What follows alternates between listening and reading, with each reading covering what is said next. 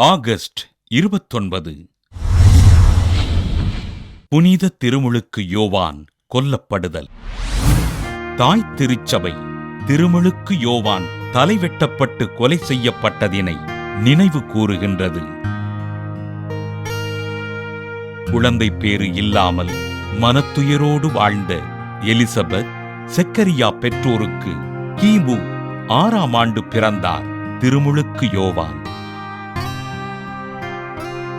புதிய எலியா என்று முன்குறிக்கப்பட்ட இவர் தன் உடையாலும் மற்றும் பாலைவனத்தில் வாழ்ந்ததாலும் எலியாவை நினைவுபடுத்துபவராக விளங்கினார்.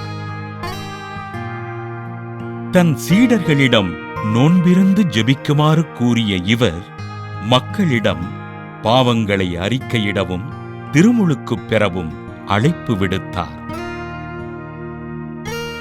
நீதியினை கடைபிடிக்காமல் அபிரகாமின் பிள்ளைகளாக இருப்பதில் எவ்வித பயனும் இல்லை என்பதினை போதித்த திருமுழுக்கு யோவான் வரி தண்டுவோர், படைவீரர் மற்றும் மறைநூல் அறிஞர்களின் தவறுகளை சுட்டிக்காட்டினார். அதிகார வர்க்கத்தினரை விரியன் பாம்பு குட்டிகளே என்றும், ஏற்கனவே மரங்களின் வேரருகே கோடாரி வைத்தாயிற்று, நற்கனி தரா மரங்களெல்லாம் வெட்டப்பட்டு தீயில் போடப்படும் என்றும் மக்களிடம் கடுமையாக எச்சரித்தார்.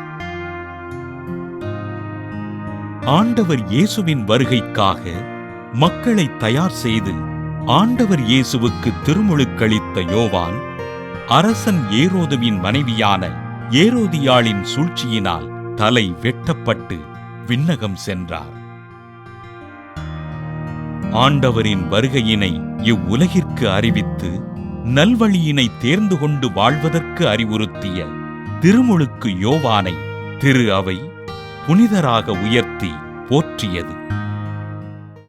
புனித திருமுழுக்கு யோவான் தலை வெட்டப்பட்டு கொலையுண்டதினை நினைவுகூரும் நாம் செய்யாத தவறுக்கு தண்டனை அனுபவிக்கிற மக்களுக்காக ஜெபிப்போம்.